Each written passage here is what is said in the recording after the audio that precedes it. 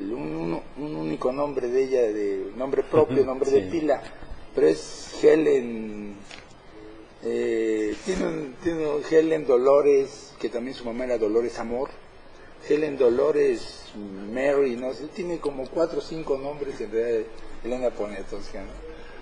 Pero bueno, pues ella entonces nace en Francia, ambos padres son exiliados, era un noble polaco, precisamente heredero de la corona de Polonia, y cuando nace Elena Poniatowska, pues la princesa que estaban propiamente esperando poder regresar a Polonia y volver a estar ahí pues en el reinado de aquel país en aquel entonces.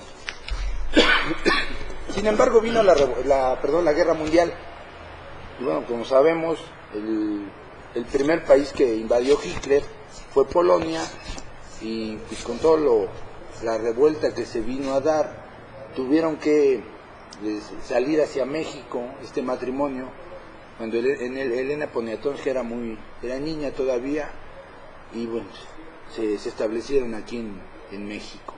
Ella ni siquiera hablaba el español en aquel entonces, poco a poco lo fue aprendiendo. Sus padres pensaban que no era necesario que acudiera a alguna escuela, y lo aprende el español, aprende a hablarlo y escribirlo, a leerlo con su nana, ya a una edad pues ya grande, ella hablamos como de 18 años de edad, pero pues poco a poco entonces eso le permite irse relacionando con un país que ella lo veía muy extraño, a México, y poco a poco empieza, claro, a hacer estudios, a interesarse.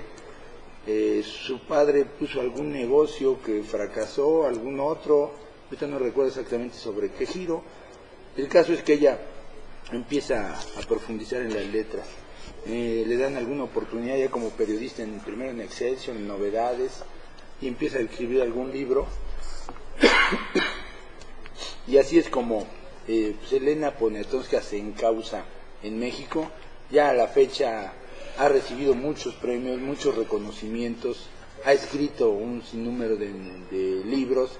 Ella es cronista, novelista, cuentista, también ha escrito poemas inclusive, y pues es enormemente reconocida, y ha sido ya inclusive dentro de la literatura mexicana una pieza importante para poder describir lo que ha sido la literatura narrativa de finales del siglo XX, inclusive principios de este XXI en México y Latinoamérica. Ella es más o menos una semblanza así breve de lo que ha sido Elena Poniatowska.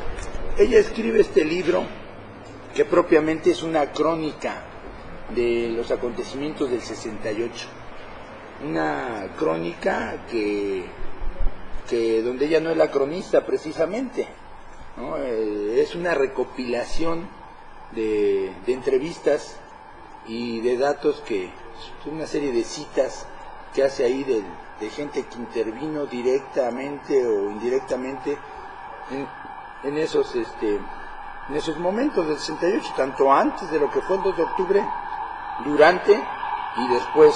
Son los testimonios de mucha gente, líderes estudiantiles, estudiantes mismos que participaron ahí en esos acontecimientos, padres de familia, madres de familia y sociedad entera propiamente es entrevistada aquí en este libro. Pero aunque ella no es la cronista, de una manera muy hábil, creo yo, nos va llevando Elena Poniatowska de una manera pues fácil, práctica, para explicarnos a través de esos testimonios qué fue lo que sucedió en el 68, cuáles eran las condiciones sociales y políticas en aquel entonces, cuál era en sí el contexto y las circunstancias que privaban.